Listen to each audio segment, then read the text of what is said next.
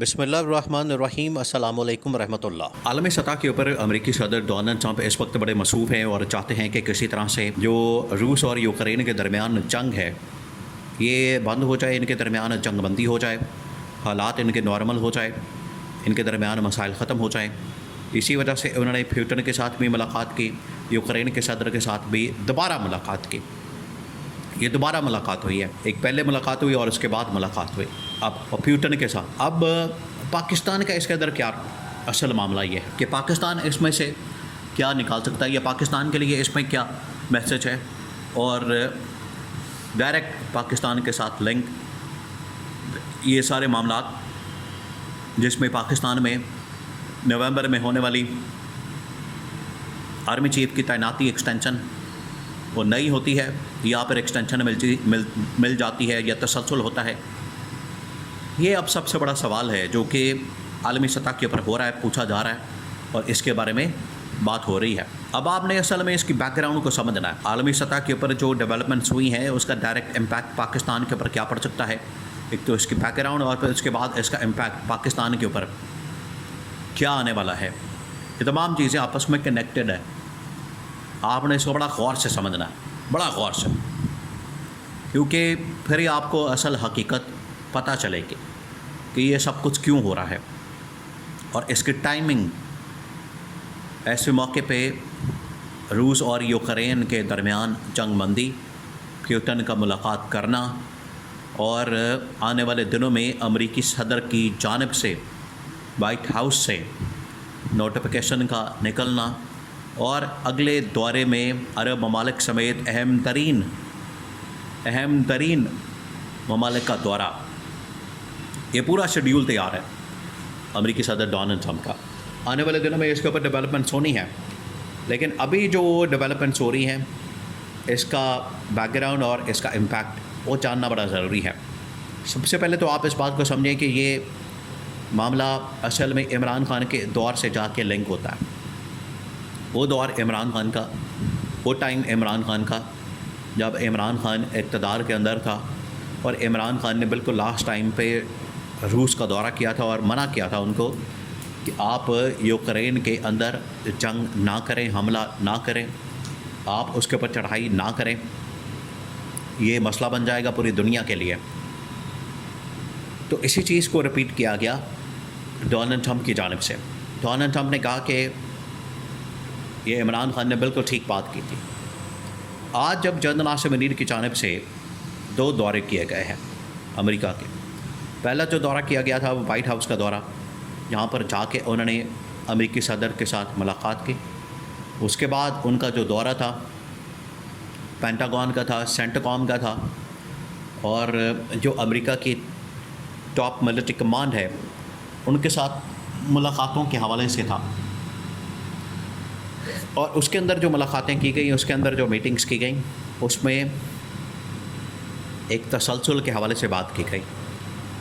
یعنی پاکستان میں army chief کی تعیناتی، پاکستان میں یا تو نیا آرمی چیف یا پھر اسی آرمی چیف کی ایکسٹینشن، اس کے اوپر ساری لابنگ کی گئی ہے، اور اس کے باقاعدہ اب رپورٹس انٹیلیجنس کی شکل میں،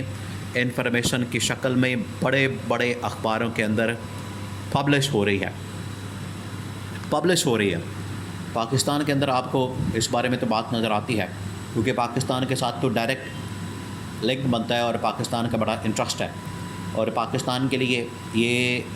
جو ڈیولپمنٹ آتی ہے پاکستان کے لیے یہ بڑی اہمیت کی حامل ہے۔ پاکستان تو اس کے اوپر ضرور بات کرتا ہے، پاکستان کے اندر تجزیہ کار، اینالسٹ، بڑے بڑے صحافی، سیاستدان، صحافی، تمام لوگ اس کے بارے میں بات کرتے ہیں، لیکن جب عالمی سطح کے اوپر یہ خبریں بنتی ہیں، عالمی سطح کے اوپر جب یہ خبریں چلتی ہیں، تو تب پھر اس کو عالمی کانٹیکسٹ کے اندر سمجھنے کی ضرورت ہے۔ اب آپ نے اس کو سمجھنا ہے کہ امریکہ اور روس کے انٹرسٹ میں موجودہ اسٹیبلشمنٹ، موجودہ آرمی چیف کیا ان کے انٹرسٹ میں آ سکتا ہے، یا وہ نئے آرمی چیف اور نئی سویلین گورنمنٹ کی ڈیمانڈ کر سکتے ہیں، کیونکہ یہ جو اب رجیم چینج آپریشن ہوا تھا آج سے 3 ساڑھے 3 سال پہلے، اور اس کے بعد یہ رجیم لا کے بٹھا دی گئی نون لیگ اور پیپلز پارٹی کی. تو کیا 1.5 سال ان سے کام لینا تھا؟ اس کے بعد امریکہ کا کام ختم ہو گیا تھا. اب جو رجیم آئی ہے یہ امریکہ کے کہنے پر نہیں بلکہ لوکل اسٹیبلشمنٹ کے کہنے پر آئی ہے. تو اس وجہ سے اب یہ اسٹیبلشمنٹ کی تبدیلی کے ساتھ اس رجیم کی بھی تبدیلی ہو سکتی ہے. اب یہ پاکستان کے اندر کسی وقت بھی رجیم چینج آپریشن ہو سکتا ہے. پاکستان کے اندر کسی وقت بھی نہ صرف اسٹیبلشمنٹ بلکہ موجودہ جو گورنمنٹ ہے نون لیگ اور پیپلز پارٹی کی، ان کی تبدیلی ہو سکتی ہے. اور یہ تبدیلی آنے والے دنوں میں یہ واضح طور پر نظر آ رہی ہے. اسی وجہ سے نون لیگ اور پیپلز پارٹی کی آپس میں ملاقاتیں،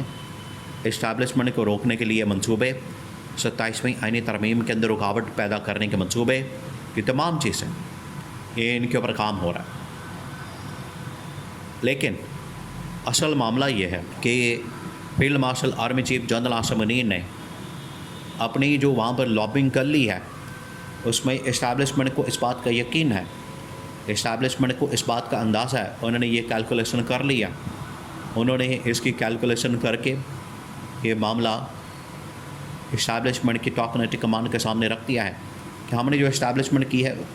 کیلکولیشن کی ہے، اس کے مطابق امریکہ کے اندر یہ بالکل کلیئر کٹ پالیسی ہے کہ ٹھیک ہے اگر اسٹیبلشمنٹ کو یا فیلڈ مارشل کو ایکسٹینشن دے دی جائے،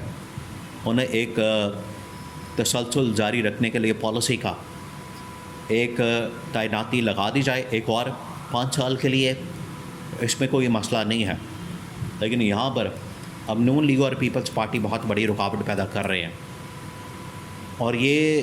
نوٹیفیکیشن کی ڈیمانڈ کی گئی تھی، سپورٹ کی گئی تھی، سپورٹ کی ڈیمانڈ مانگی گئی تھی،